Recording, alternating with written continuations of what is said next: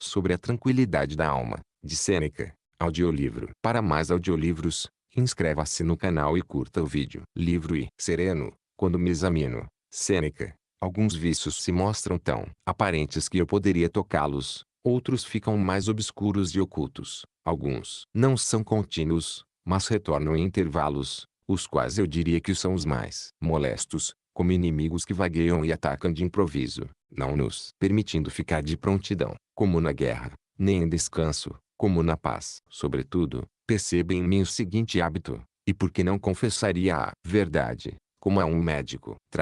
Nem estou de todo liberado dos males que temia e detestava, nem, por outro lado, estou entregue a eles. Encontro-me num estado tal que, apesar de não ser o pior, é igualmente lastimável e penoso. Não estou doente nem saudável. Não é o caso de me dizer que todas as virtudes são tênues no início e com o tempo ganham consistência e robustez. Não ignoro também que as que se esforçam pela imagem exterior se fortalecem com o passar do tempo. Refiro-me ao prestígio e à fama decorrentes da eloquência e a tudo que nos advém da aprovação alheia. Tanto as que nos dotam de méritos verdadeiros quanto as que são adornadas de algum artifício para agradar esperam anos até que pouco a pouco o decorrer do tempo lhes traga colorido. Mas eu temo que o hábito, que confere permanência às coisas, crave mais fundo em mim esse vício. O longo trato nos leva a amar tanto o que é mal quanto o que é bom. Que enfermidade é essa, de uma alma que hesita entre duas vias, sem inclinar-se com força nem para o bem, nem para o mal? Não posso explicar-te de uma vez,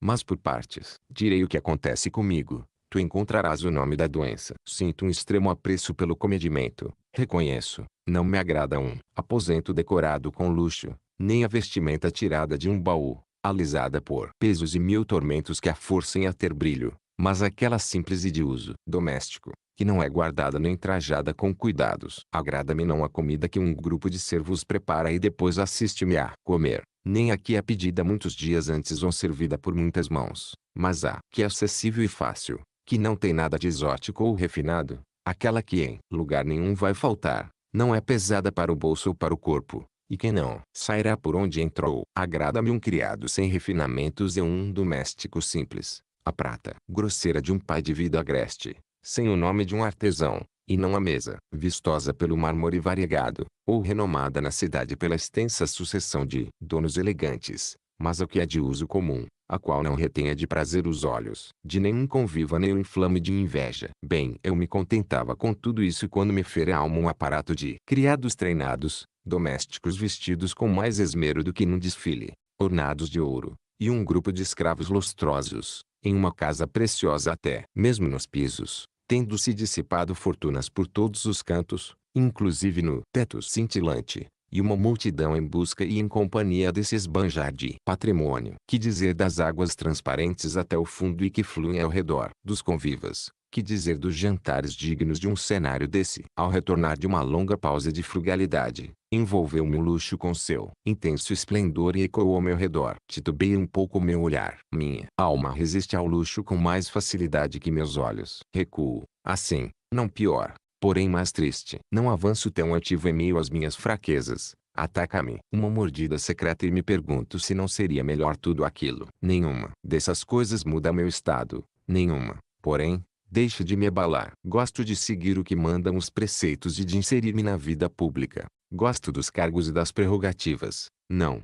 evidentemente, da púrpura ou de assumir função com direito a lictores, mas para estar mais apto a servir e ser útil para amigos e parentes, para todos os cidadãos e, por fim, para todos os homens. Resoluto, sigo Zenão, Cleanto, Crisipo, dos quais, porém, nenhum se ocupou da política, mas nenhum a deixou de lado. Quando algo me golpeia a alma, não habituada ao confronto, quando algo imerecido me ocorre, tal como são muitos fatos em qualquer vida humana, quando algo não flui com facilidade ou, então, situações de pouca importância me exigem muito tempo, recolho-me no ócio e, como também o fazem os rebanhos fatigados, são mais velozes meus passos para casa. Agrada-me restringir minha vida entre as paredes de casa. Ninguém me subtraia um dia sem nada me restituir. Digno de tamanho dispêndio, que minha alma se dedique a si mesma, cultive-se, nada faça que lhe seja alheio, nada que deva ser levado a um juiz. Que seja possível apreciar a tranquilidade livre de inquietações de âmbito público é privado. Porém, Depois que uma leitura edificante ergueu minha alma e exemplos renomados me estimularam, minha vontade é lançar-me ao foro, dispensar minha palavra a um, minha ajuda a outro, mesmo se ela não for útil em nada, apenas tentar sê-lo traço. Reprimir no foro a soberba de alguém que se ufane de sua condição próspera. Na escrita, considero de fato melhor ter em vista o conteúdo e falar em função deste e entregar, enfim, as palavras a ele, para que, onde os levar, possa ser acompanhado de uma linguagem despojada. Qual a necessidade de compor obras duradouras? Não queres empenhar-te para que os pósteros não silenciem teu nome. Nasceste para a morte. Menos pesares provoca um funeral silencioso. Assim, para ocupar o tempo, escreve algo em estilo simples, para teu proveito, não para pregoar tua glória. Requer-se menor esforço de quem estuda visando a cada dia. De novo, quando minha alma se eleva pela magnitude dos pensamentos, torna-se ambiciosa com as palavras e anseia por expressar-se com a mesma elevação com que se sente inspirada, e a linguagem se excede em direção à magnificência do conteúdo esquecido. Então, de uma norma e de um critério mais restritivo, vejo-me levado a um modo de expressão sublime com uma voz que já não é a minha.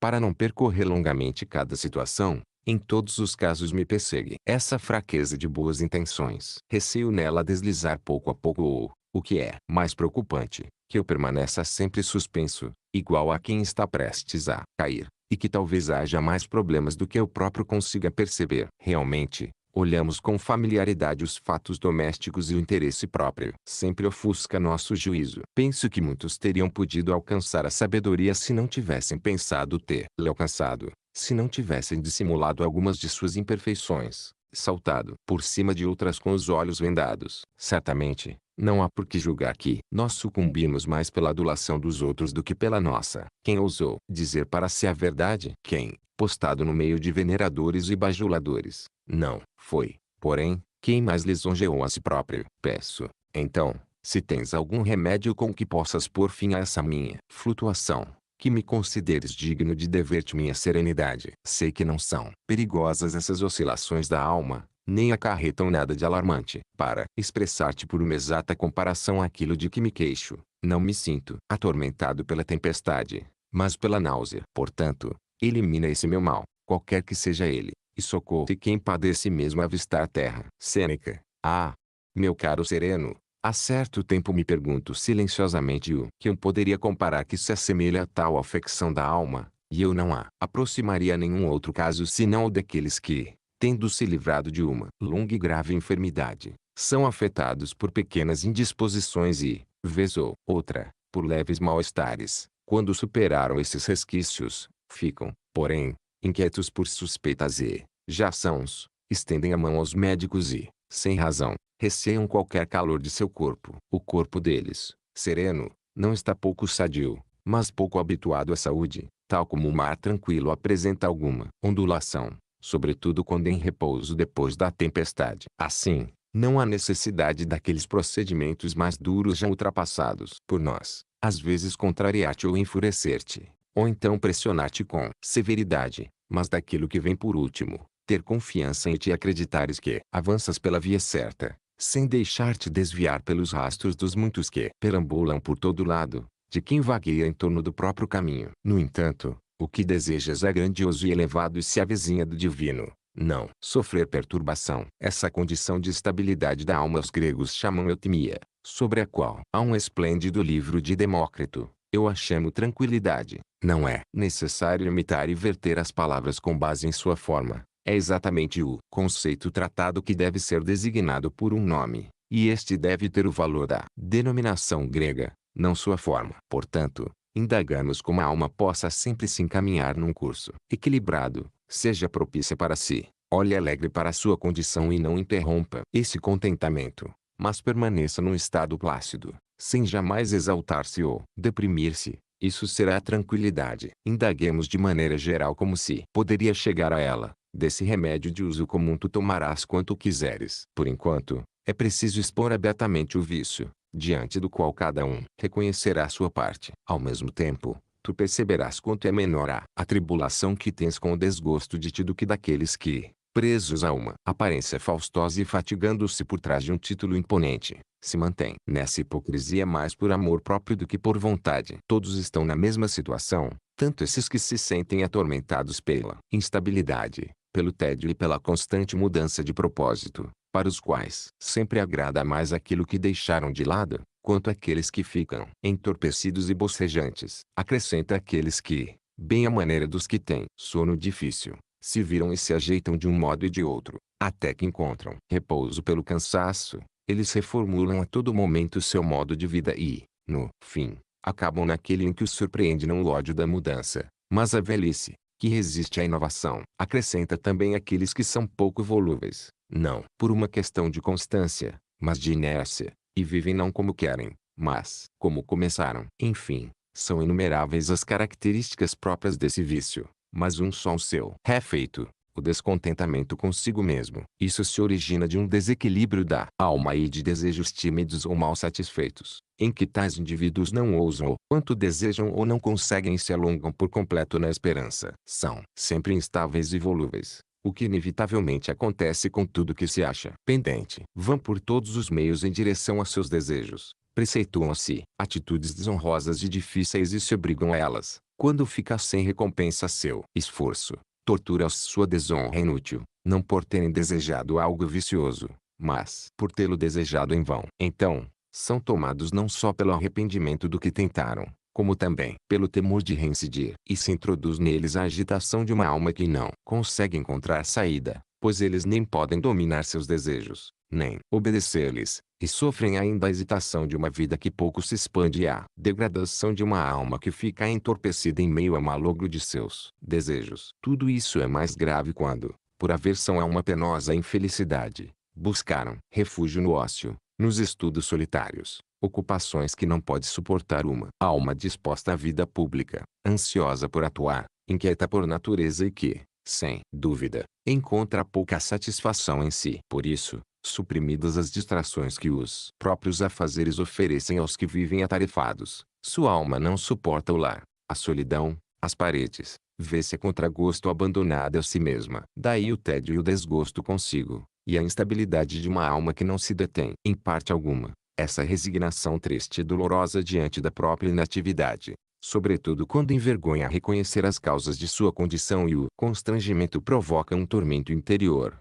Os desejos reclusos e reprimidos, sem saída, estrangulam um ao outro. Daí a tristeza e o abatimento ímio. Flutuações de uma mente vacilante, que esperanças incipientes mantém suspensa é, depois de frustradas, tristonha. Daí a disposição de abominar sua própria inatividade, de se queixar de não ter nada que fazer e de invejar com máxima hostilidade o crescimento alheio, pois a inércia estéril alimenta sua inveja e, assim, desejam que os outros sejam destruídos porque eles não puderam progredir. Em seguida, dessa aversão aos êxitos alheios e da desesperança dos seus resulta uma alma enfurecida contra a própria sorte, que reclama de sua época, se recolhe em seu canto e se deita sobre sua própria dor enquanto sente desgosto e vergonha de si mesma. Por natureza, a alma humana é ativa e propensa a movimentos. Para ela, é grato todo pretexto para excitar-se e distrair-se, mais grato para as índoles piores, que de bom grado se desgastam em suas ocupações. Assim como certas úlceras buscam mãos para avivá-las e têm prazer em serem tocadas, e deleita as escamações do corpo tudo que as exaspera. Igualmente, eu diria, para essas mentes em que romperam desejos, tal como úlceras malignas, são motivo de prazer a amargura e o sofrimento. Existem, de fato, certas coisas que, acompanhadas de alguma dor, são prazerosas a nosso corpo, como virar-se e mudar para um lado que ainda não está cansado, é se arejar numa ou na outra posição, tal qual o Aquiles de Homero, ora de bruços, ora recostado, dispondo-se em várias posturas, o que é próprio de quem está doente. Não tolerar nada há muito tempo e usar as mudanças como remédios. Daí serem empreendidas viagens ao acaso e percorridos litorais, e rumo. Inconstância sempre hostil ao presente põe-se à prova ora no mar, ora em terra. Agora vamos para a Campânia.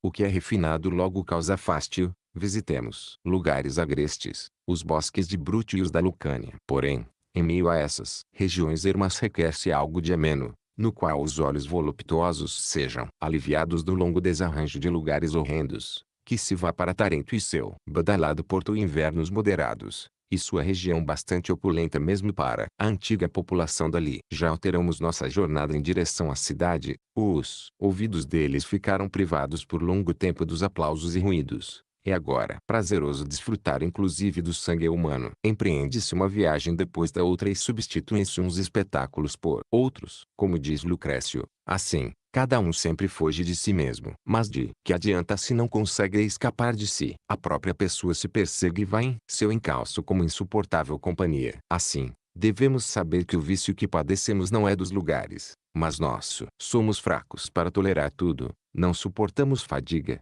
nem prazer, nem a nós, nem coisa alguma por muito tempo. Isso levou alguns à morte porque, sempre mudando seus propósitos, acabavam dando voltas no mesmo lugar sem deixar espaço para novidade. A vida e, inclusive, o mundo começaram a ser para eles motivo de fástio, e infiltrou-se neles o pensamento que é próprio de quando definham os prazeres, até quando mesmo. Queres saber que auxílio eu penso que se deva empregar contra esse tédio? O melhor, como diz Atenodoro, seria deter-se nos afazeres, na administração pública e nos deveres jurídicos. De fato, assim como alguns passam o dia ao sol, a se exercitar e a cuidar do corpo, e para os atletas o que há de mais útil fazer é, na maior parte do tempo, nutrir seus músculos e sua força física, ao que unicamente se dedicam traço. Outros preparam sua alma para os confrontos das atividades civis, para quem o que há de mais belo é consagrar-se a essa ocupação, pois, quando se tem o propósito de tornar-se útil aos concidadãos e a todos os homens, a um só tempo exercita-se e aprimora-se quem se tenha lançado a essas obrigações, administrando interesses coletivos e particulares na medida de sua capacidade. Porém, afirma o filósofo, diante de tão insana ambição dos homens, de caluniadores que distorcem para o mal as boas intenções, visto que a sinceridade dificilmente está segura e que sempre há de nos ocorrer mais obstáculos do que êxitos, é preciso de fato retirar-se do foro e da vida pública. Mas uma alma elevada tem onde demonstrar largamente sua atuação mesmo no âmbito privado. Ao passo que a energia dos leões e de outros animais é refreada nas jaulas, o mesmo não ocorre com os homens, cujas ações mais importantes se dão na solidão. Ele, porém, se afastará de tal modo que, onde quer que seu ócio mantenha oculto, ele irá querer ser útil a indivíduos e a comunidades com seu talento, sua voz e seu conselho. Não é útil a um Estado só quem promove candidatos, defende réus e delibera sobre a paz e a guerra, mas quem exorta a juventude, quem instila a virtude nas almas, em meio a tamanha escassez de bons preceitos, quem agarra puxa os que estão decaindo na corrida pelo dinheiro e pelo luxo e, se nada mais consegue, ao menos os retarda. Esse homem, no âmbito privado, realiza atividade pública. Acaso aquele que, como pretor, em casos entre estrangeiros e cidadãos, ou apenas entre cidadãos, profere, aos que se apresentam, as fórmulas indicadas por um assessor é mais importante do que quem diz o que é justiça, o afeto, a tolerância, a coragem, o desprezo da morte, o conhecimento dos deuses ou como é gratuito o bem da boa consciência. Portanto, se transferires aos estudos filosóficos o tempo que tiveres subtraído às obrigações sociais, não terás abandonado nem descumprido o teu dever. De fato, exerce função militar não apenas quem está na linha de frente e defende a ala direita ou esquerda, mas também quem vigia as portas e está incumbido de uma posição menos perigosa, mas não supérflua, cumpre vigília e protege o arsenal. Essas funções, embora não levem a derramar sangue, fazem parte das tarefas militares. Se te entregares àqueles estudos, escaparás a todo fastio existencial. Não desejarás que chegue a noite por tédio do dia e não serás um peso para ti, nem supérfluo para os outros. Atrairás muitos para a tua amizade e afluirão para ti os melhores. Mesmo que obscura, a virtude nunca fica oculta, mas manda sinais de si. Todo aquele que for digno seguirá seus rastros. Com efeito, se excluímos todo tipo de relacionamento e renunciamos ao gênero humano, concentrados tão somente em nós, a essa solidão carente de toda diligência irá sobrevir a falta de realizações, começaremos a erguer edifícios, a demolir outros, a recuar o mar e a desviar correntes de água apesar da dificuldade dos terrenos, e a desperdiçar o tempo que a natureza nos deu para consumir. Alguns de nós nos servimos dele com parcimônia, outros com prodigalidade. Alguns o despendemos de modo que possamos prestar contas, outros, de modo que não tenhamos sobra alguma. E nada é mais vergonhoso do que isso. É frequente que um homem de idade avançada não tenha outro argumento com que comprove ter vivido longo tempo exceto seus anos. Caríssimo Sereno, parece-me que Atenodoro se sujeitou demais às circunstâncias de sua época, por sem retirada rápido demais. Eu não negaria que, por vezes se deve ceder, mas recuando pouco a pouco, preservando as insígnias e a dignidade militar, encontram mais respeito e garantia junto a seus inimigos os que se rendem de armas em punho. Eis o que penso que a virtude e aquele que aspira à virtude devem fazer. Se prevalecer a fortuna e ela anular a capacidade de agir, não se deve logo virar as costas sem as armas e fugir em busca de abrigo, como se houvesse algum lugar em que a fortuna não pudesse persegui-lo, mas aplique-se com maior parcimônia a suas obrigações e, de forma seletiva, encontre algo em que possa ser útil à comunidade. Não pode integrar o exército, postule cargos públicos, deve viver como um particular, seja um orador. Foi-lhe imposto silêncio. Apoie os cidadãos como testemunha tácita. É perigoso até mesmo seu ingresso no foro, nas residências, nos espetáculos, nos jantares. Porte-se como bom companheiro, amigo fiel, conviva comedido. Perdeu direito às obrigações sociais, exerça o direito às humanas. Por isso, numa atitude magnânima, não nos confinamos numa cidade única, mas estendamos nossas relações ao mundo e professamos que a pátria para nós é o universo, a fim de poder dar à virtude um campo mais vasto. Vedaram teu acesso ao tribunal e proibiram-te a tribuna e as assembleias. Olha atrás de ti que tamanhas vastidões te estão abertas, quantas nações. Nunca te será interditada uma parte tão grande que não reste outra maior. Mas cuida que não seja este um vício radical teu. Não queres ser administrador público se não for como cônsul,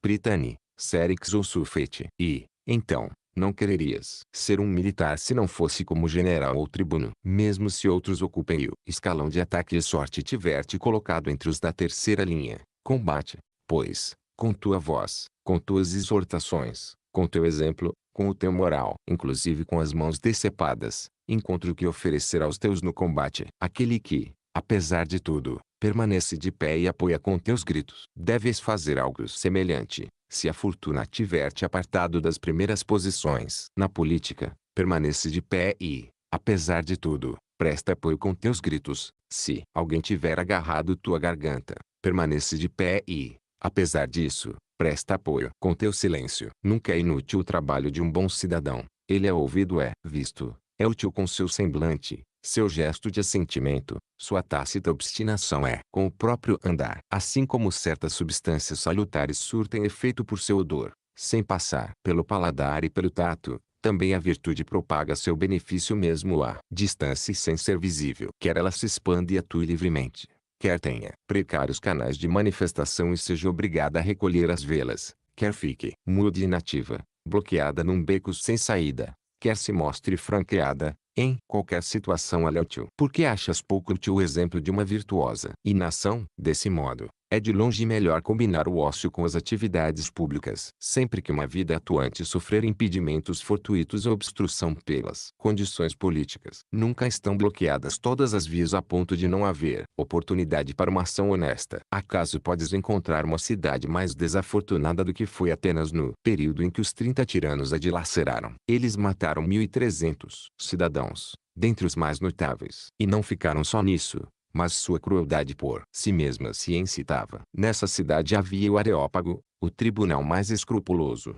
Nela havia um senado e um colegiado semelhante ao senado. Reunia-se cotidianamente o triste agrupamento de carrascos, e essa cúria sinistra ficava reduzida a tiranos. Então, podia aquela cidade ter descanso, no qual havia tantos tiranos quantos eram os seus auxiliares. Não podia sequer ser oferecida alguma esperança de recuperar a liberdade, nem era aparente a possibilidade de algum remédio contra tão grande força maligna. Onde poderiam buscar para essa infeliz cidade tantos remédios?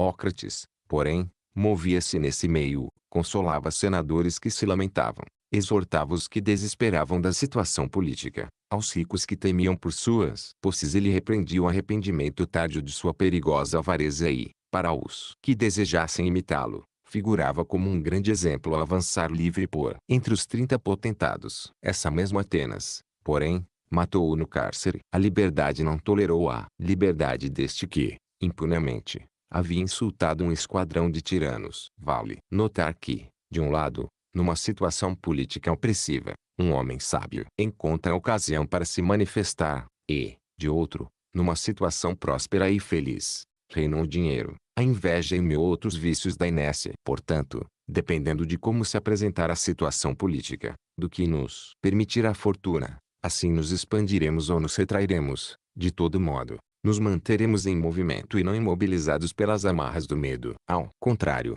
será um homem quem, diante dos perigos que de todo lado ameaçam, diante de armas e grilhões que vibram à sua volta, não irá expor ao dano ou esconder sua virtude, pois cobrir-se não é preservar-se. Parece-me que Curio Dentato dizia preferir estar morto a viver como morto. O remate dos males é deixar o número dos vivos antes de morrer. Mas se cairmos em uma época em que a vida política for impraticável, será necessária a iniciativa de reivindicar mais tempo para o ócio das letras e, tal como em uma navegação arriscada, buscar a todo momento um porto, e não esperar até que os riscos nos abandonem, mas nos desvencilhar deles por nós mesmos. Deveremos, primeiro, examinar a nós mesmos, depois, as atividades que iremos empreender e, por último, as pessoas devido às quais ou com as quais o faremos. Antes de tudo é necessário avaliar-se, porque em geral nos parece que podemos mais do que somos capazes. Um irá errar por confiar em sua eloquência, outro exigiu de si o patrimônio mais do que ele podia suportar.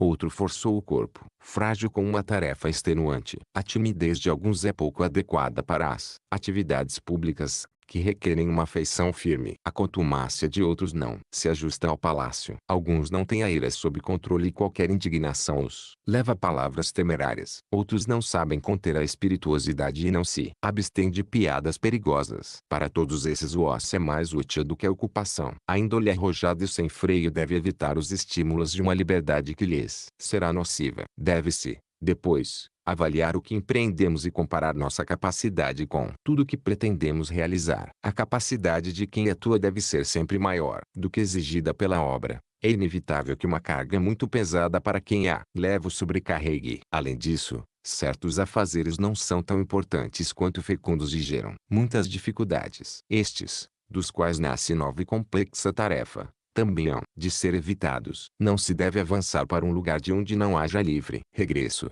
Convém assumir aquelas tarefas cujo fim se possa impor ou pelo menos esperar, e afastar-se daquelas que se alongam conforme avançamos e não terminam onde propusemos. É preciso, sobretudo, fazer distinção entre os homens, se são dignos de lhes dedicarmos parte de nossa vida, se os alcança o gasto de nosso tempo, pois alguns chegam até a imputar nossos serviços como em proveito próprio. Atenodoro diz que nem sequer jantaria na casa de quem não se sentisse por isso em dívida com ele. Acho que percebes que ele muito menos iria à casa daqueles que servem à mesa o equivalente aos serviços de seus amigos, que enumeram os pratos como nas distribuições públicas de alimentos, como se estivessem sendo largos para honrar os outros. Retira deles testemunhas e espectadores, não lhes dará prazer uma pândega secreta. É necessário considerar se nossa natureza é mais apta para a realização de ações ou para o recolhimento do estudo e da contemplação, e nos inclinar para onde chamar nossa vocação. Isócrates agarrou Éforo e o retirou do foro por considerá-lo mais útil para compor obras de história. Os talentos forçados respondem mal, quando a natureza resiste. O esforço é vão. Nada, porém, pode deleitar a alma tanto quanto uma amizade leal e afetuosa. Que tamanho bem existe onde há corações dispostos a colher todo o segredo em segurança, cuja cumplicidade possas temer menos que a tua, sua conversa alivie a inquietude, sua opinião auxilie uma escolha, sua alegria dissipe a tristeza, sua figura cause prazer. Claro que escolheremos, quanto possível, os que estiverem livres de paixões, pois os vícios serpeiam e se transferem para quem estiver mais próximo e são nocivos por contato. Desse modo, assim como em uma epidemia se deve ter cuidado para não ficar próximo de pessoas já contaminadas e febris, porque correremos perigo adoeceremos devido à sua própria respiração. Também, ao selecionar as índoles de nossos amigos, nos empenharemos em nos unir aos menos infectados. O início de uma doença está em juntar corpos sádios com enfermos. Eu não poderia aconselhar-te a seguir ou atrair quem não seja um sábio. Onde,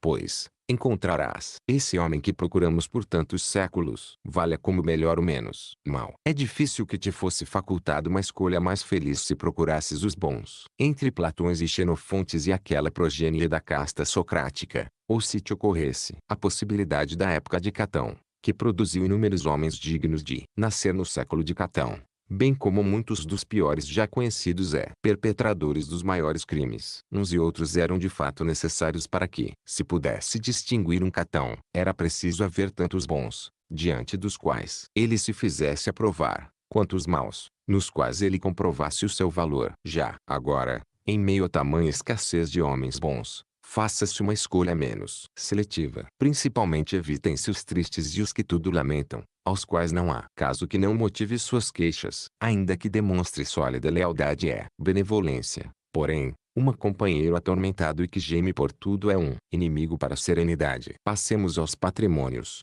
motivo maior das desventuras humanas. Sim, se comparares todas as outras pelas quais nos angustiamos, mortes, enfermidades, medos, saudades, padecimentos de dores e fadigas, com aqueles males que nosso dinheiro nos proporciona, esta parte irá pesar muito mais. Assim, devemos refletir sobre quanto é mais leve a dor de não ter do que a de perder, e entenderemos que para a pobreza é tanto menor o motivo de tormento, quanto é menor o de perda. Erras, pois, se achas que os ricos suportam reveses com mais ânimo, para os corpos maiores e para os menores é igual a dor de um ferimento. Bion dizia com graça que não é menos penoso aos calvos do que aos cabeludos sentir arrancar-lhes os pelos. Vale notar o mesmo com relação aos pobres e aos abastados. É igual para eles o sofrimento, pois a ambos está aderido seu dinheiro não se pode arrancá-lo sem que o sintam. Mas, como eu disse, é mais tolerável mais fácil não adquirir do que perder. E por isso verás mais alegres aqueles para os quais nunca se voltou a fortuna do que os que ela abandonou. Viu isso Diógenes, homem de grande alma,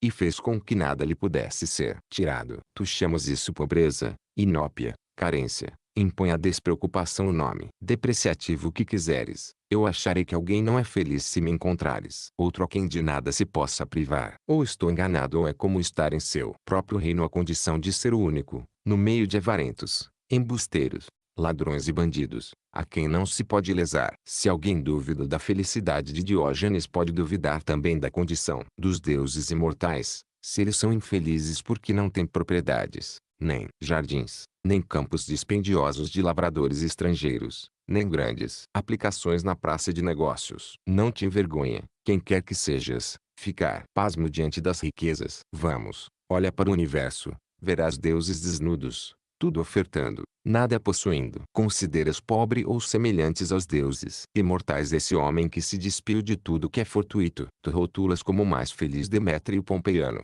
que não teve vergonha de ser mais abastado que Pompeu. Era-lhe diariamente referido o número de seus escravos como efetivo de um exército a seu general. Ele que muito tempo antes devia ter tido como riqueza 2 servidores e um aposento pouco espaçoso. Já o único escravo de Diógenes fugiu e ele não julgou valer trazê-lo de volta, embora lhe fosse indicada sua localização. Disse ele, é vergonhoso que Manes possa viver sem Diógenes e Diógenes sem Manes não o possa. Ele me parece ter dito, podes fazer teu trabalho, fortuna, pois na casa de Diógenes já não há nada que é teu. Fugiu meu escravo, ou antes, eu aqui fui embora livre. Uma família requer vestuário e alimentação, é preciso cuidar de numerosos ventres de animais vorazes, comprar roupas, vigiar mãos muito rapaces e utilizar os serviços de quem se lamenta e tudo maldiz. Quanto é mais feliz quem não deve dar nada a ninguém, exceto a quem lhe é mais fácil negar a si mesmo. Porém, já que não temos tanta robustez na alma, devemos, em todo caso, reduzir nossos patrimônios para ficarmos menos expostos à fortuna. Na guerra, são mais hábeis os corpos que podem se resguardar sob suas armas do que os que as excedem e de todo lado seu tamanho os expõe aos ferimentos. O melhor limite para o dinheiro é aquele em que nem nos deixa cair na pobreza, nem da pobreza nos distancia. Mas essa medida irá nos satisfazer se antes a parcimônia nos tiver satisfeito, sem a qual não há bens que sejam suficientes nem que sejam amplos o bastante. Ainda mais quando está a nosso alcance o remédio e pode a mesma pobreza converter-se em riqueza com auxílio da frugalidade. Acostumemo-nos a afastar de nós a pompa e a levar em conta a utilidade das coisas, não seus ornamentos. Que a comida sacie a fome, a bebida, a sede, a libido flua como necessário. Aprendamos a nos firmar em nossos próprios membros, a compor nossa forma de vida e de alimentação não segundo modismos, mas como recomendam os antigos costumes. Aprendamos a aumentar a temperança, a coibir o luxo, a moderar a vaidade, a abrandar a iracúndia, a olhar a pobreza com olhos serenos, a cultivar a frugalidade, mesmo se muitos se envergonhem disso, a aplicar remédios baratos em nossas necessidades naturais, a manter como se sob grilhões esperanças descabidas e uma alma debruçada sobre o futuro, a nos empenhar em buscar riquezas em nós e não na fortuna. Nunca é possível que tantas variações e iniquidades do acaso sejam de tal modo afastadas, que muitas tempestades não desabem sobre aqueles que estendam ao mar largas velas. É preciso encolher-se num canto apertado para escapar dos dardos. Por isso, exílios e desgraças converteram-se às vezes em algo salutar. Males maiores foram sanados com incômodos mais leves. Quando a alma não é sensível a preceitos e não pode ser curada de forma mais branda, por que não cuidar dela impondo-lhe a pobreza, a ignomínia e a ruína, assim contrapondo um mal ao outro? Acostumemo-nos, portanto, a jantar sem estar cercado de pessoas,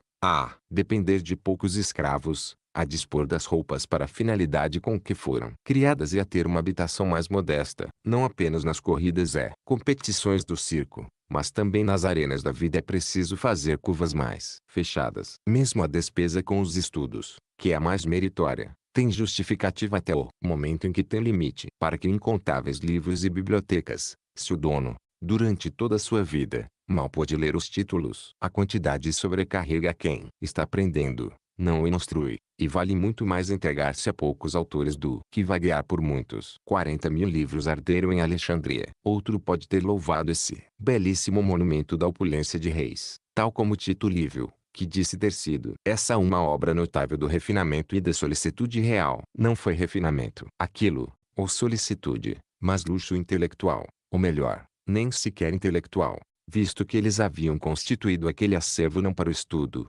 mas para exibição, tal como aqueles que ignoram até mesmo as primeiras letras usam os livros não como instrumentos de estudo, mas ornamentos das salas de jantar. Assim, disponhamos dos livros em quantidade suficiente, não para decoração. É mais honorável, dizes, gastar nisso do que em vasos de Corinto e em pinturas. Em todas as coisas, é vicioso o que é excessivo. Que razão tens para perdoar o indivíduo que anda à cata de armários em cedro e marfim, que busca coletâneas de autores desconhecidos ou menosprezados e que no meio de tantos milhares de livros fica bocejante, ao qual dão grande prazer as lombadas etiquetas de seus volumes? Pois verás na casa de pessoas as mais indolentes tudo que há de oratória e de história, estantes erguidas até o teto. Já se destaca como um ornamento necessário de uma casa, juntamente com a sala de banho e as termas, também uma biblioteca. Eu compreenderia perfeitamente se esse equívoco se devesse a um desejo excessivo de estudar, mas agora essas obras seletas de talentos consagrados, reproduzidas juntamente com os bustos de seus autores, são compradas com vistas. A aparência é o adorno das paredes. Mas foste cair num tipo difícil de vida e, sem o saberes, a sorte, seja ela comum ou individual, armou-te um laço que não podes nem desfazer nem romper. Pensa nos que têm os pés acorrentados. Primeiro, suportam mal o peso e os entraves em suas pernas. Depois, quando se propuseram a não se indignar com aquilo, mas a se resignar, a necessidade os ensina a suportar com firmeza, e o hábito, com facilidade. Encontrarás em qualquer tipo de vida diversão, relaxamento e prazeres se quiseres considerar leves os teus males, em vez de odiosos. Nenhum título torna para nós mais meritória a natureza, como soubesse para quais desventuras nascemos. Ela concebeu como lenitivo de nossas desgraças o hábito, que logo nos familiariza com as realidades mais penosas. Ninguém resistiria se adversidades permanentes mantivessem a mesma intensidade do primeiro momento. Todos estamos vinculados com a fortuna. Para uns a corrente é de ouro e frouxa, para outros, apertada e encardida. Mas o que importa? A mesma vigilância cerca a todos e mesmo os que aprisionaram estão presos, exceto se achas mais leve a algema que vai na mão esquerda. Um vai atado às honras, outro, às riquezas.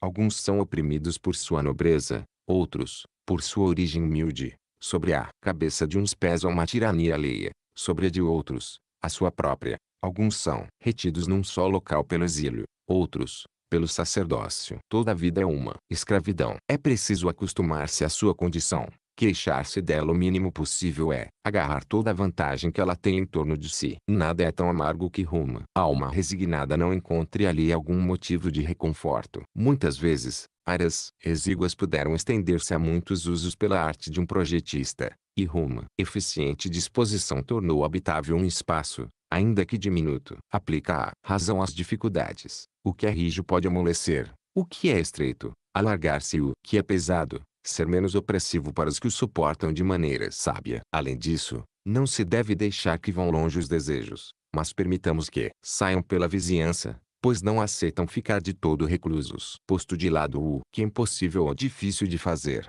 sigamos no encalço do que está perto e que faz sorrir nossa esperança, mas tenhamos consciência de que tudo é igualmente irrelevante. Por fora tem faces diversas, por dentro, um vazio uniforme. E não invejemos os que estão mais elevados, o que parecia estar nas alturas está defronte a um precipício. Pelo contrário, aqueles que uma sorte ruim colocou nessa posição arriscada ficarão mais seguros ao diminuir a altivez dessa condição, por si mesma altiva, e trazer sua fortuna, o mais que puderem, para o plano comum. Há, por certo, muitos a quem é necessário manter-se preso em seu fastígio, do qual, exceto caindo, não podem descer. Atesta, porém, que este é exatamente o seu maior ônus, verem-se obrigados a pesar sobre os outros e não estarem erguidos acima deles, mas suspensos. Eles deveriam, por sua justiça, brandura, sentimento humanitário, sua mão larga e benigna, prover para si muitos apoios, visando a uma queda propícia,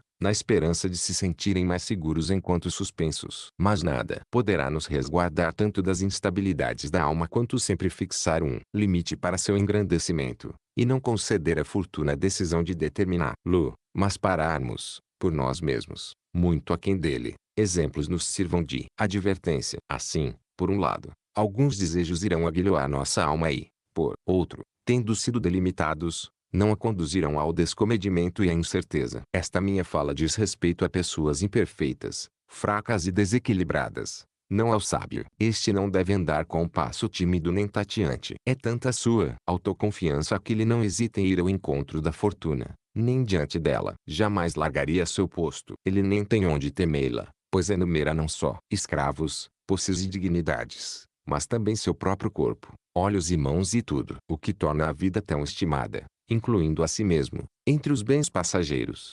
Vive como quem os tomou emprestados e há de devolvê-los sem tristeza a quem os pedir de volta. Não se julga sem valor por saber que não pertence a si mesmo, mas fará tudo com toda a diligência, tanta circunspecção quanto um homem consciencioso é. Íntegro costuma cuidar do que lhe foi confiado. E quando lhe for mandado devolver, não se queixará com a fortuna, mas dirá: agradeço por aquilo que possuí e mantive sob guarda. Foi de fato com alto custo que conservei teus bens, mas, já que assim ordenas, dou-os. Ser-os a ti agradecido de bom grado. Se algo ainda quiseres que eu tenha de ti, eu o conservarei. Se é outra tua decisão, eu te entrego e restituo essa prataria trabalhada e gravada, minha casa e escravos. A natureza terá reclamado o que anteriormente nos creditou e lhe diremos: recebe uma alma melhor do que a que deste. Não busco escapatória nem me recuso. Coloco voluntariamente à tua disposição o que em minha inconsciência me deste. Toma-o. O que há de grave em retornar ao lugar de onde vieste. Viverá mal todo aquele que não souber morrer bem. Desse modo, deve-se primeiro reduzir o apreço por essa dádiva e ter o sopro vital entre as coisas sem valor. Como diz Cícero, se consideramos detestáveis os gladiadores se desejam obter a vida a todo custo e os aplaudimos se ostentam menosprezo por ela. Note que o mesmo acontece conosco, pois humilde a causa de uma morte é o temor de perecer. A própria fortuna, que se diverte consigo mesma, diz: para que eu te preservaria, animal maligno e medroso, receberás ainda mais ferimentos perfurações porque não sabes estender o pescoço. Já tu não só viverás mais tempo, como também morrerás com mais desembaraço porque recebes com valentia o ferro sem retirar a nuca e sem opor-lhe as mãos. Quem temer a morte jamais fará nada como homem vivo. Já quem tiver consciência de que essa foi a condição fixada quando estava sendo concebido, viverá segundo esse decreto e, ao mesmo tempo, com idêntica robustez de alma, fará com que nada do que lhe aconteça seja inesperado, pois prevendo tudo o que pode acontecer como se fosse ocorrer, atenuará o impacto de todos os males, que não trazem nada de novo para os que estão preparados e à sua espera, Aos que se sentem seguros e na expectativa somente de eventos felizes chegam pesados. Há doenças, cativeiro, desabamento, incêndio. Nada disso é repentino. Eu sabia, em companhia do que a natureza me havia enclausurado. Tantas vezes na minha vizinhança se ouviram gritos de adeus. Tantas vezes, diante de minha porta, fachos e círios precederam um funeral prematuro. Com frequência ecoou a meu lado o estrondo de um edifício a desabar. Muitos daqueles que haviam se unido a mim no foro, na cúria, numa conversa à noite os levou e separou as mãos ligadas pela amizade. Eu me admiraria se algum dia me acometessem perigos que sempre vagaram ao meu redor. A maioria dos homens não pensa na tempestade ao embarcar em um navio. Nunca terei escrúpulos em citar um mau autor se a matéria for boa. Publio, mais vigoroso do que autores trágicos e cômicos, sempre que abandonou as bobagens dos mimos e as palavras destinadas às arquibancadas mais altas,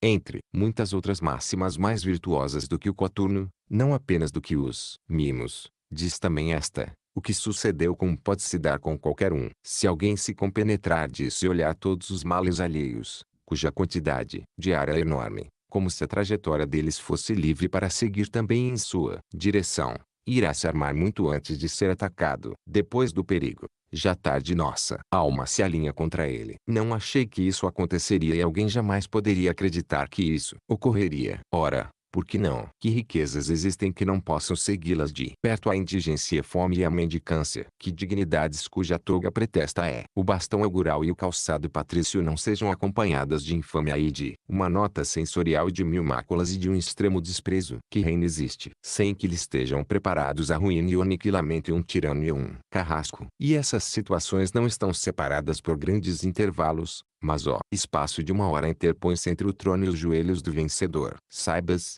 portanto, que toda condição é variável e tudo o que ocorre com alguém pode ocorrer também contigo. És abastado. Acaso és mais rico do que Pompeu? Este ficou sem pão e água depois que Calígula, parente seu por antigo ramo, tipo novo de anfitrião, lhe abriu o palácio dos Césares com a intenção de fechar-lhe o seu próprio. Embora possuísse tantos rios que nasciam em suas terras, tantos que ali desaguavam, mendigou por gotas que escorriam da chuva. Pereceu de fome e de sede no palácio de seu parente e, enquanto agonizava inane, este, como seu herdeiro, dedicava-lhe um funeral público. Exerceste os cargos mais elevados, acaso tão importantes, tão inesperados ou tão abrangentes quanto os de Sejano. No dia em que o Senado destituiu, o povo o fez em pedaços. Nele os deuses e os homens haviam reunido tudo o que podia ser acumulado. Dele nada restou que o carrasco pudesse levar. És um rei, não te remeterei a Creso, que, ainda vivo, viu sua pira ser acesa e apagada,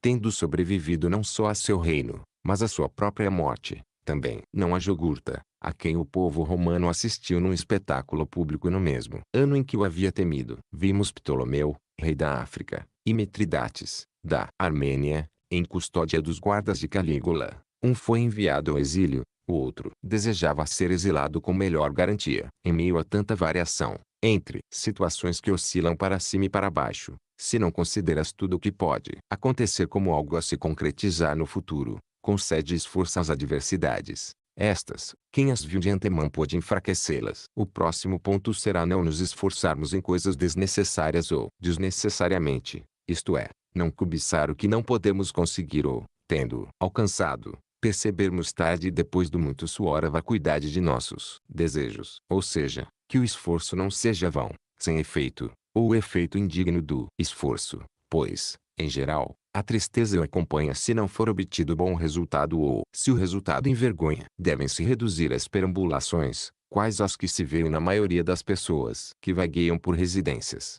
teatros e pelo foro, oferecem seu serviço a interesses alheios, sempre parecendo atarefadas com algo. Se perguntares para algum quando sai de casa, para onde vais? Qual a tua intenção?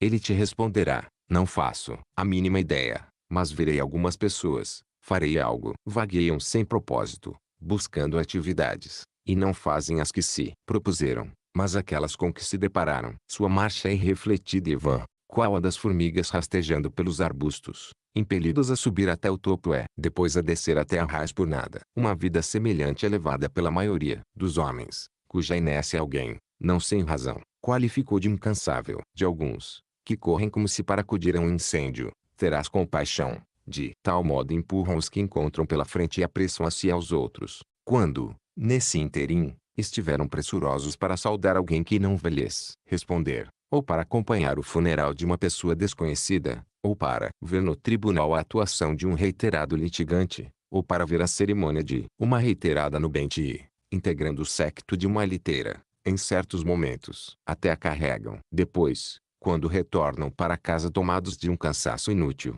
juram não saber por que saíram e aonde foram, mas tornam a vaguear no dia seguinte por aqueles mesmos caminhos. Assim, todo esforço deve remeter a algum motivo, ter em vista algum fim. O que se vê não é dedicação movendo pessoas incansáveis, mas insanos agitados por falsas imagens. Nem mesmo estes se deixam mover sem alguma esperança. Estimula-os a visão de alguma coisa, com cuja vacuidade sua mente insensata não pode atinar. Do mesmo modo, são motivos vãos e fúteis que fazem circular cada um daqueles que saem para engrossar a massa, mesmo não tendo nada para fazer, à luz do dia. Os expulsa aí, depois de terem vão batido a porta de muitos e ter saudado todos os nomencladores, tendo sido barrados por muitos, descobrem que nenhuma daquelas pessoas é mais difícil de encontrar em casa do que a si mesmos. Desse mal deriva aquele vício tão abominável, o de ficar à escuta e à procura de intrigas, no âmbito público e no privado, e ter conhecimento de numerosos fatos que nem é seguro contar, nem seguro ouvir. Acho que em alusão a isso Demócrito disse assim, referindo-se, evidentemente, a ocupações fúteis: quem quiser viver tranquilo não empreenda muitas atividades, na esfera privada ou pública. Na verdade, se são necessárias, devem ser empreendidas não só muitas, mas inumeráveis atividades, tanto na esfera privada quanto na pública. Quando nenhum dever habitual nos chama, devemos restringir nossas ações. De fato, quem faz múltiplas coisas a todo momento concede a fortuna poder sobre si. Quanto é mais seguro raras vezes pô-la à prova, mas sempre tê-la em mente e não prometer-se nada com base em sua lealdade. Embarcarei se nada ocorrer, tornar-me-ei pretor se nada me impedir. Terei êxito no negócio se não intervier nenhum problema. É por isso que dizemos que nada acontece ao sábio contra seu pensamento. Não o apartamos dos infortúnios humanos, mas dos erros. Para ele, tudo acontece não como ele quis, mas como pensou. Porém, antes de tudo, ele pensou que algo pudesse resistir a seus propósitos. Ademais, é forçoso que a dor de um desejo frustrado atinja mais levemente a alma de quem não tenha prometido esse sucesso. De maneira alguma. Nós devemos também ser flexíveis, para não nos apegarmos demais a nossas determinações, e convirá seguir para onde o acaso tiver nos desviado. Não ter medo excessivo de mudar de decisão e de postura, contanto que não nos domine a inconstância, o vício mais hostil à paz de espírito. De fato, é inevitável não só que a obstinação seja inquieta e sofrida, da qual humilde a fortuna extorque algo, mas também que seja muito mais penosa a inconstância, que não se detém em parte alguma. Ambas as atitudes são contrárias à tranquilidade, tanto não poder mudar quanto não aturar em nada. De todo modo, a alma deve retirar-se de tudo que lhe é externo e voltar-se para si. Tem autoconfiança, alegre-se, valorize seus bens, distancie-se o quanto puder dos bens alheios e consagre-se a si mesma.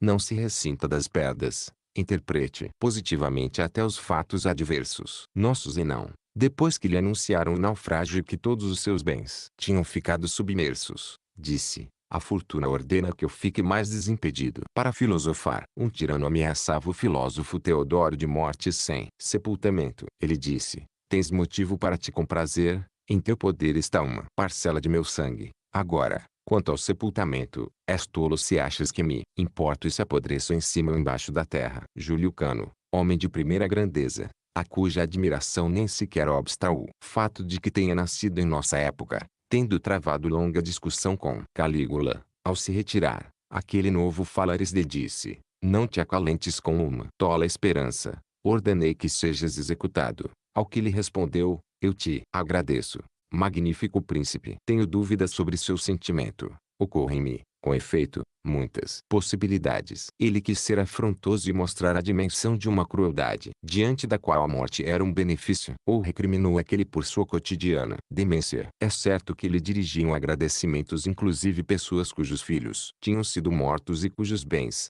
confiscados. Acaso recebeu de bom grado a morte, como se fosse sua liberdade? Seja como for, respondeu com grandeza de alma. Dirá alguém: Calígula pôde, em seguida, ordenar que ele vivesse. Cano não temeu isso. Era conhecida a lealdade de Calígula em ordens desse tipo. Acreditas que ele tenha passado os 10 dias que decorreram até sua execução sem nenhuma inquietude? Chega a ser inverossímil tudo o que disse aquele homem. O que fez? Quão tranquilo se manteve. Ele se debruçava sobre o jogo no tabuleiro quando o centurião, puxando um grupo de condenados à morte, ordenou que ele também se levantasse. Ao ser chamado, contou as peças e disse a seu companheiro: vê se depois da minha morte não vais mentir que ganhaste. Então, anuindo ao centurião, disse-lhe: serás testemunha de que eu estou um ponto à frente dele. Achas que Cano esteve mesmo jogando naquele tabuleiro? Era escárnio. Estavam tristes seus amigos por perder um homem como esse. Ele lhes disse: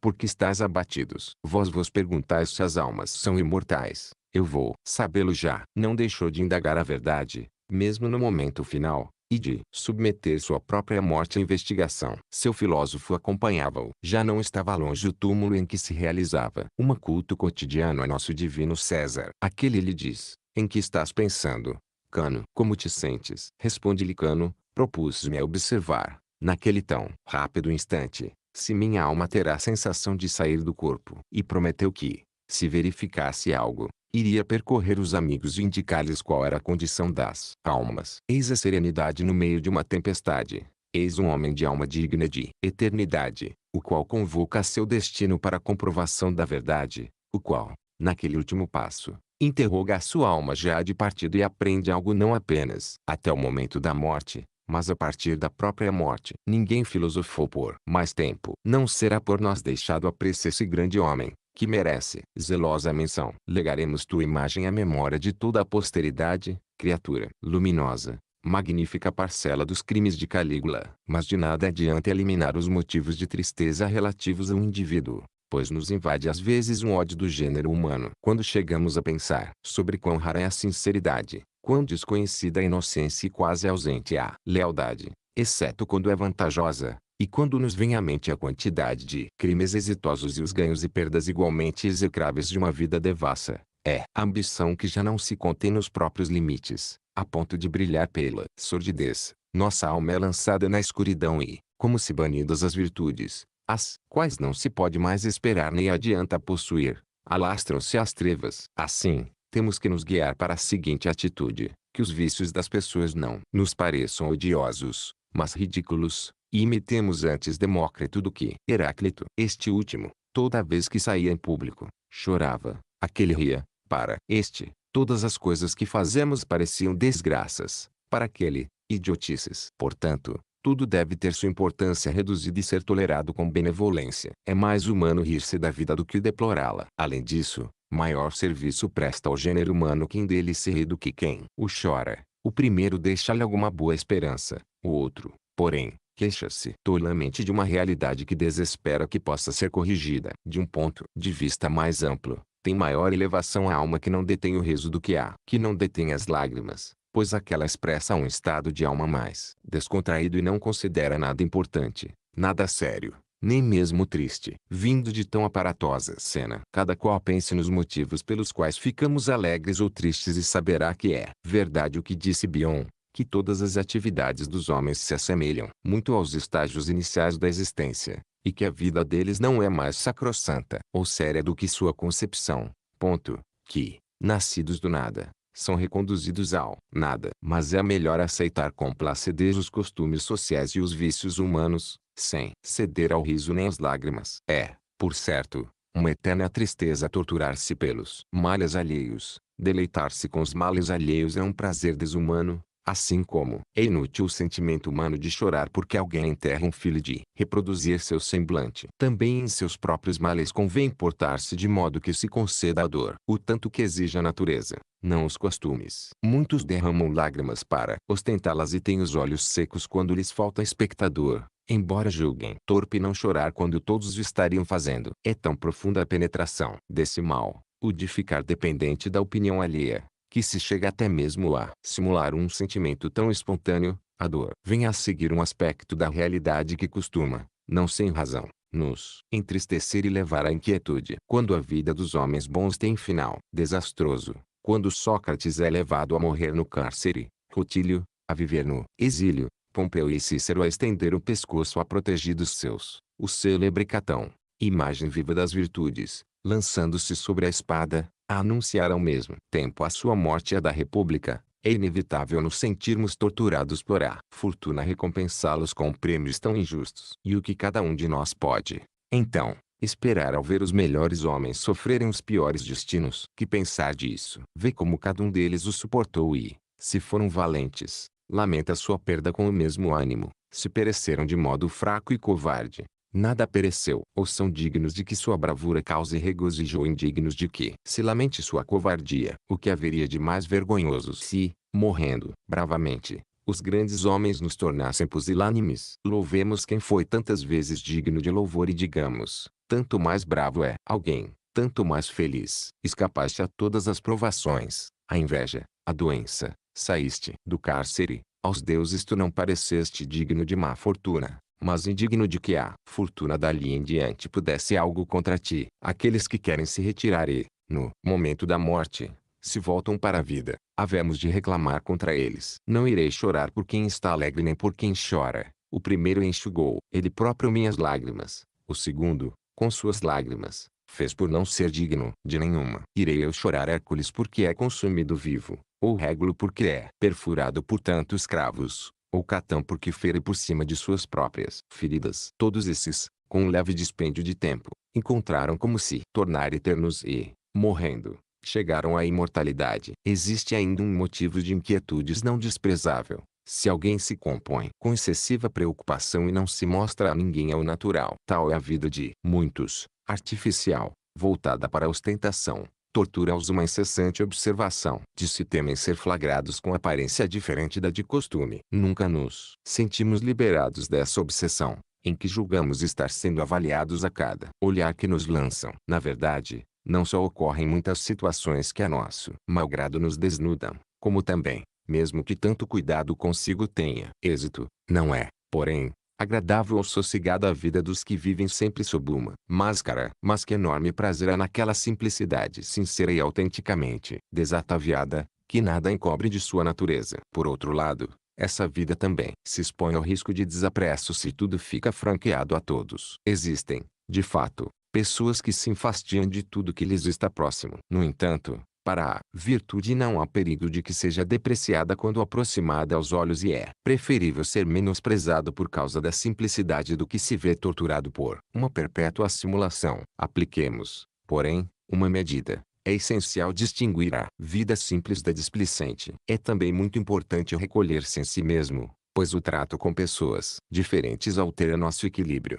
reaviva as paixões e exacerba tudo o que há de fraco e mal curado em nossa alma. Contudo, é preciso mesclar e alternar essas duas coisas, a solidão e o contato social. Aquela nos fará ter saudade dos outros, esta, de nós, e uma será o remédio da outra. O ódio a turba terá cura na solidão, o tédio da solidão, na turba. A mente não deve se manter invariavelmente no mesmo nível de tensão, mas ceder aos divertimentos. Sócrates não enrubescia de brincar com crianças pequenas. Catão relaxava no vinho sua alma fatigada pelas preocupações da vida pública e Cipião movia ao ritmo da música seu corpo afeito às marchas da guerra e do triunfo, não se requebrando maleável, como agora é habitual entre os que até mesmo ao andar se esparramam e vão além dos mineios femininos, mas da maneira viril como costumavam dançar aqueles antigos varões durante celebrações ou ocasiões festivas, sem prejuízo do decoro, mesmo diante do olhar de inimigos capturados. É preciso dar repouso a nossas almas, descansadas, elas surgem melhores e mais ativas. Assim como não se deve cansar os campos férteis, pois logo uma fecundidade ininterrupta os deixará exauridos, também o esforço contínuo da alma irá quebrantar o seu ímpeto, recuperará o vigor depois de um pouco relaxada e repousada. Nascem da continuidade dos esforços certo desgaste e languidez na alma. A enorme cupidez humana não os teria como alvo se o divertimento e o jogo não encerrassem algum prazer natural. Sua prática frequente irá tirar da alma toda substância e energia, pois também o sono é necessário à restauração. No entanto, Se alguém o prolongar dia e noite, será como a morte. É bem diferente afrouxar algo ou decompô-lo. Os legisladores instituíram dias festivos para a população se congregar a fim de divertir-se publicamente. Desse modo intercalaram os trabalhos com a necessária proporção de descanso. E alguns homens destacados, como me referi, mensalmente se concediam férias por certos dias. Para alguns não havia dia que não dividissem entre o ócio e as ocupações. Lembro-me do caso do grande orador Asínio Pulhão,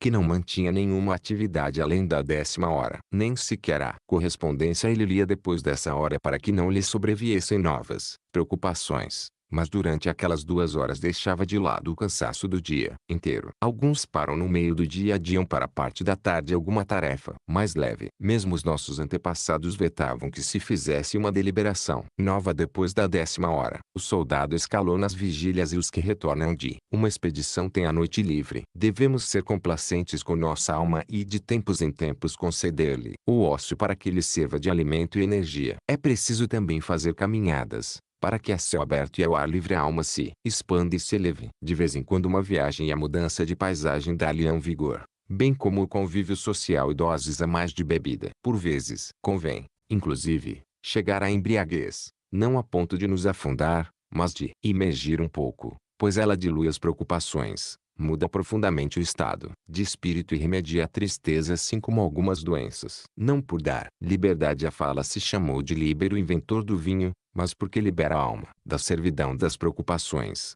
dá-lhe segurança e vividez e a torna mais ousada em tudo que tentar. Mas, tal como na liberdade, é igualmente salutar a moderação no vinho. Acredita-se que Solon e Arcesilau se entregaram ao vinho e Catão era censurado por embriaguez. Será mais fácil quem o censurou tornar honorável essa fraqueza do que indecoroso Catão. Não devemos fazê-lo com frequência, a fim de que a mente não adquira um mau hábito. De vez em quando, porém, deve a alma extravasar-se, exultante e livre, e afastar por alguns momentos a sisudez do estado sóbrio. Realmente, se acreditamos no poeta grego, por vezes é também prazeroso desatinar. Ou em Platão, em vão alguém bateu a porta da poesia sem estar fora de si. Ou ainda em Aristóteles, não houve grande engenho sem uma mescla de insânia. Só uma mente alterada pode expressar algo grandioso e acima do comum. Quando ela desprezou tudo que é vulgar e costumeiro e por uma sagrada inspiração ergueu-se sublime, só então pôde entoar algo mais grandioso que a linguagem dos mortais. Não pode alcançar um pensamento elevado e situado num ponto inatingível enquanto permaneça em si mesma. É preciso que ela abandone o estado habitual e se alucine e morde os freios e arraste seu condutor e o alce até um ponto que por si ele teria receado atingir. Aí tens, meu caríssimo sereno, os meios que permitem preservar a tranquilidade, os que permitem restituí-la, os que opõem resistência aos vícios que se insinuam furtivamente. Saibas, no entanto, que nenhum deles tem bastante eficácia para os que se empenham em salvaguardar esse frágil estado se um cuidado atento é assíduo não envolve a alma vacilante.